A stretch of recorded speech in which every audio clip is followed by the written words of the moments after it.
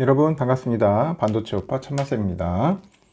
지금 장은 흘러가는데요. 어떻게 좋게 흘러가는 게 아니고 별로 그렇게 기분 좋지 않게 흘러갑니다. 오늘 좀 빠져요. 그새 2800 돌파했다고 금방 무너지네요. 코스피는 금방 무너지고 0.86% 시원하게 빠집니다. 코스닥은 낙폭을 좀 줄이면서 가고 있는데 그래도 현재 마이너스입니다. 마이너스 0.38% 현재 흘러가고 있어요. 코스피 외국인들이 한 1060억 정도, 기관인들이 1450억 정도 매도하네요. 외국인 기관 매도하고 있고, 오늘 우리 개인들 2600억 신나게 매수하고 있습니다. 삼성전자는 1.59% 지금 빠지고 있고, 하이닉스도 2.5% 빠지네요. LG엔솔은 0.8% 하락, 현대차 1.58, 삼바는 1.2, 우선주 1.2, 기아는 2.6%, 셀트리온 0.5, KB금융 1.7, 포스코홀딩스 0.67 모두 다 빠집니다. 상당히 매갈이 없이 빠지는 그런 모습을 보이고 있어요. 코스닥도 마찬가지로 개인들이 180억, 외국인 500억 정도 매수하고 있고, 오늘은 코스닥은 기관들이 좀 파네요. 한 620억 정도 매도를 하고 있습니다. 에코프로비암은 0.5% 오르고 알테오젠 5.2% 오르고요. 에코프로 0.2 상승, 엔캠 0.9, 클래시스 1.6, HPSB 1.2% 오르고요. HLB는 1.1% 빠집니다. 셀트리온제약 0.6, 리노 공업 4%, 삼성전자제약 2.6% 현재 빠지고 있다. 그렇게 보시면 될 것 같습니다. 코스피, 코스닥 전체적으로 별로 좋지는 않다. 그렇게 보시면 돼요.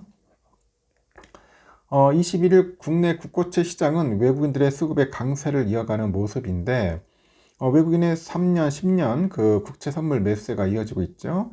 그 상황에서 원달러 환율은 1390원을 넘어섰네요. 1350 넘어섰고, 당국이 통화 스와프 증액을 발표를 했는데 효과가 다소 미비해 보인다는 그런 평가도 나오고 있고요. 그 상황에서 외국인의 국채 선물 포지셔닝과 그 원화 약세를 감안하니까 사실상 한국의 선제적 인하를 염두에 둔 포지셔닝이다. 그런 분석도 있습니다. 선제적 인하를 염두에 둔 포지셔닝. 하여튼 오늘 마켓 포인트 보면 장내 국고채 3년물 금리가 오전 한 12시 정도 3.181%로 1.4bp 정도 하락을 합니다. 5년물은 2.1bp 하락, 10년물 1.5bp 하락해서 각각 3.199, 3.255%를 기록하죠. 20년물은 0.4bp 상승, 30년물은 0.8bp 상승해서 각각 3.229, 3.168%를 기록 중이네요.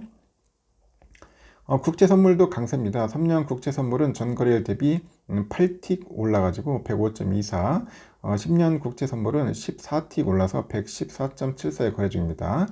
30년 국채 선물은 52틱 내려서 135.30을 기록 중이고 49개 계약 체결에 그쳤다고 합니다.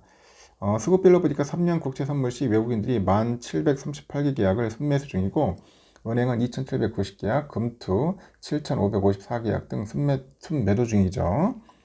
10년 국채 선물에서는 외국인들이 3077계약 등 순매수 중이고요. 금투는 864, 그리고 은행은 1145계약 등 순매도 중입니다. 이날 레포 금리는 전거래일 대비 9bp 올라서 3.57%로 출발을 했어요. 장초에 1392원까지 치솟은 원달러 환율은 당국의 통화수합 그 거래 한도 그 증이기도 불구하고 1390원대에서 내려오지 않는 모습입니다. 환율이 사실 제일 불안한 레벨에 와 있는데 이 레벨에서는 마땅한 저항선 자체가 없다. 과거에 1400원대 고점도 사실 정부가 막아준 만큼 최근엔 기준금리와 환율 움직임이 상당히 연동되어 있는 모습이다 이렇게 짚어요. 외국인의 포지션이 지금 엄청나게 쌓여 있는데 10년 국채 선물 같으면 과거 3년간 이 포지션 고점에 90% 육박하는 정도로 늘렸다고 합니다. 3년 국채 선물도 고점 대비 60%로 굉장히 짧은 시간에 그 매수를 집중하고 있기에 변동성은 피할 수 없어 보인다고 합니다. 원화 약세하고 외국인들의 국채 선물 이 매수세가 사실상 선제적인 인하를 염두에 둔 움직임으로 보여요. 다만 외국인들이 이 같은 포지셔닝이 되려 한국은행이 선택지를 좁히게 만드는 결과로 이어지는 모습이고 일본의 경우를 봐도 심리가 쏠리면은 개입으로도 한계가 있다. 그런 경우 사실 기준금리 자체를 계속 중립적으로 이어갈 수밖에 없는 상황이라고 합니다. 참고하시기 바랍니다. 그리고 다양한 이야기들이 있는데 지금 삼성전자 주가가 자꾸 이렇게 제자리다 보니까 많은 분들이 좀 짜증이 날 겁니다. 한국과 미국 증시를 대표하는 시가총액 1위 대장주의 지난 3년 5개월간 행보가 완전히 상반되는 거죠. 사실상 제자리 걸음에 머물렀던 삼성전자와 달리 엔비디아 주가는 같은 기간에 10배 가까이 급등을 했어요. 애플, 마이크로소프트 등 쟁쟁한 경쟁자를 제치고 세계에서 가장 가치가 큰 기업으로 올라섰죠. 삼성전자 시총 바닥 찍고 회복할 동안에 엔비디아는 시총 10배를 퀀텀 점프한 겁니다. 이러니 누가 이제 삼성전자 투자를 하려고 하겠습니까? 답답하죠. 지금 보니까 19일 종가 기준 그 삼성전자 주가는 18일 대비 1.75% 상승했죠. 81,200원에 거래를 마쳤는데 시가총액 보니까 484조 한 7,400억 정도 돼요. 과거에 삼성전자 주가가 장중에 최고점 96,800원 찍었던 2021년 1월 11일 종가 91,000원, 그 당시에 보니까 543조 2,500억 원이니까 89.2%까지 올라간 겁니다. 결국은 옛날보다 떨어진 거예요, 시총이. 반면에 같은 기간 미국 시총 1위 엔비디아 주가 흐름은 그 아주 선명한 J자 곡선이네요. 21년 1월 11일 종가 기준 주당 13.62달러였던 엔비디아 주가는 지난 18일 종가 기준 135.58달러로 895.45%까지 상승을 한 거죠. 엔비디아의 시가총액도 3,347억 달러에서 3조 3,319억 달러로 엄청나게 커진 겁니다. 삼성전자보다 80조 원이나 적었던 엔비디아 시총이 삼성전자의 9.49배로 커지는데 3년 5개월밖에 걸리지 않았다는 거예요. 이렇게 삼성전자랑 엔비디아가 보여준 주가 흐름에는 두 회사가 그동안 거두었던 실적에 큰 영향을 미친 것 같습니다. 삼성의 21년 1분기에서 24년 1분기 실적과 엔비디아의 22년 회계년도 1분기랑 25년 회계년도 1분기 실적을 비교를 분석을 해보니까 삼성은 21년 1분기에 9조 3,829억 원 규모의 영업이익을 거뒀고 22년도 1분기에는 19억 5,600만 달러에 그쳤던 엔비디아 영업이익의 3.47배 규모였어요. 이 기간 매출액도 삼성이 65조 3,800억 정도, 그리고 엔비디아는 한 7조 한 8,100억 정도였어요. 근데 3년 후의 결과는 완전 180도 달라집니다. 삼성의 24년 1분기 영업이익은 6조 6천억 정도, 3년 전과 비교하니까 70.4%밖에 안 되는데 엔비디아는 25년 1분기 영업이익이 23조 3,400억이에요. 8.64배나 증가했다.